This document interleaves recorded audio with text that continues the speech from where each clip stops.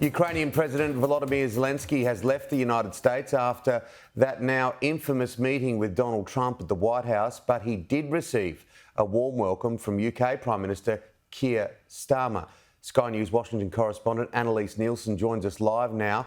Annalise, what is the fallout from yesterday's meeting at the White House? And I know that's a big question.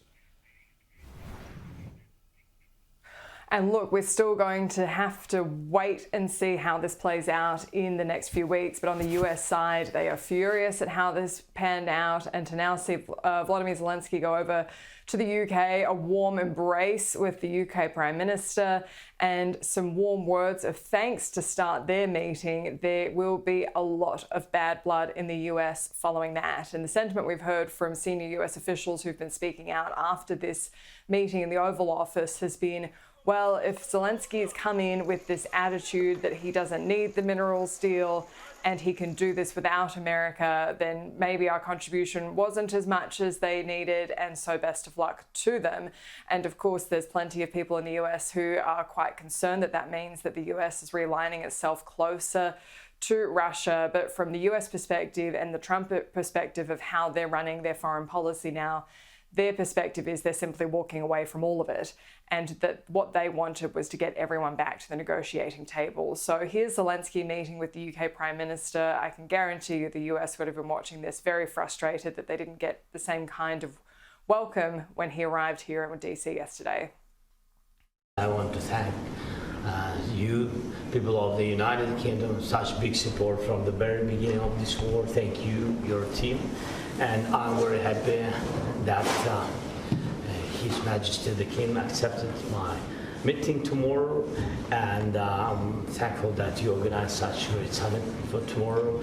And we are very happy in Ukraine that we have such strategic partners.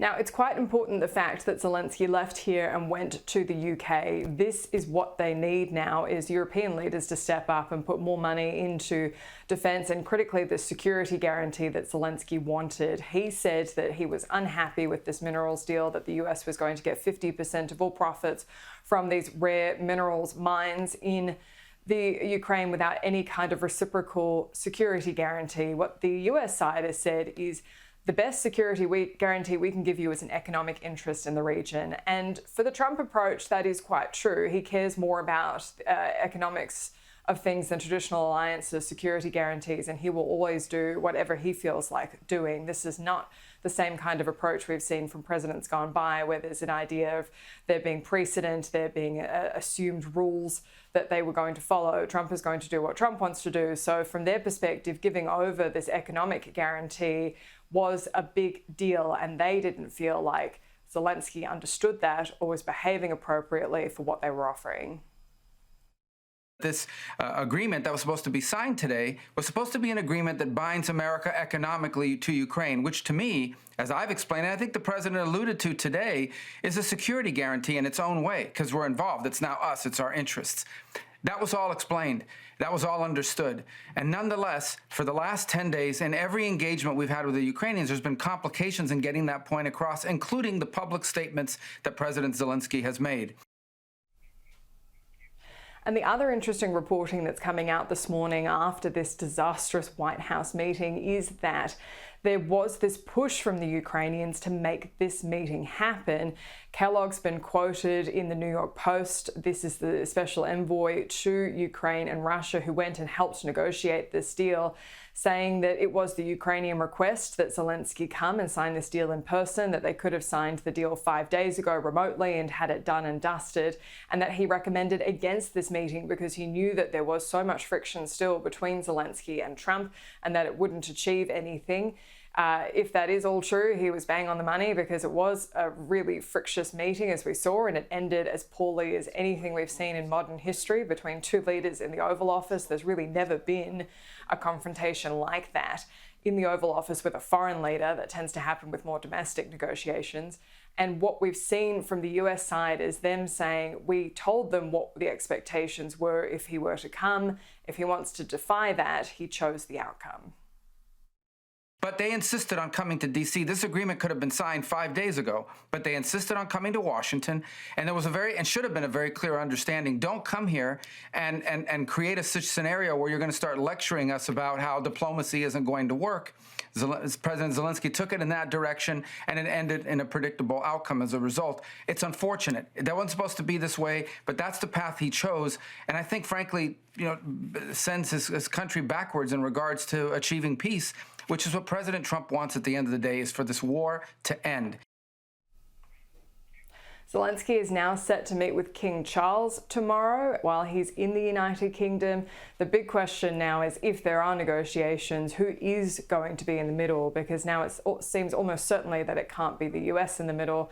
Perhaps this is where the UK will want to take a leading role, but when they're one of the biggest financiers of the expectation going forward is to be one of the biggest financiers of the defence of Ukraine. That puts them in a tricky position as well. So we are really seeing all that diplomacy collapse in real time when we could have been very close to the end of the war in Ukraine, and there's no straight answer about what happens next.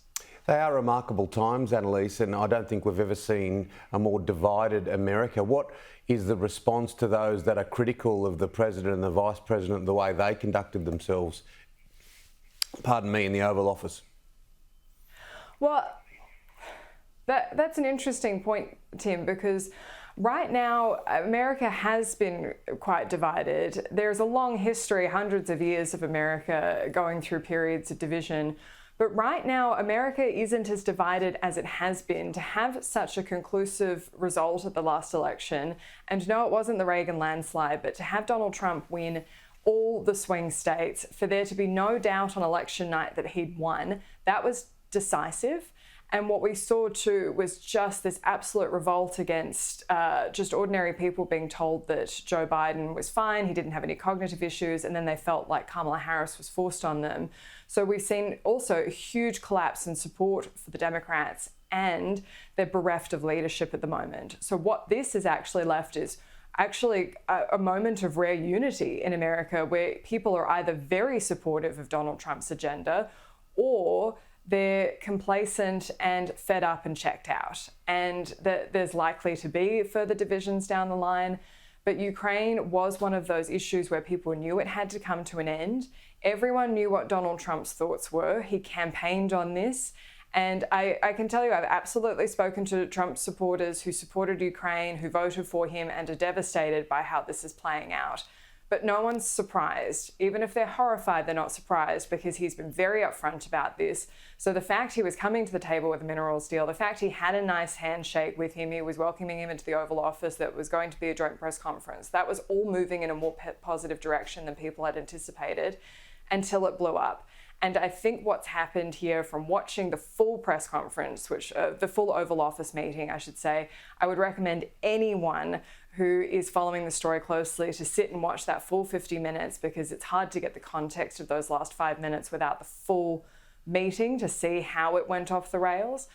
But the sense is that this has been going on behind the scenes for some time. There was reporting from NBC that Biden was furious that Zelenskyy was taking the US support for granted, that he was blowing up at officials behind the scenes, and those stories were being leaked out. The sense I have now is that the Trump admin knew that this was going to happen, and they said they were going to do all the right things diplomatically and just give him enough rope to hang himself, which he walked in and did.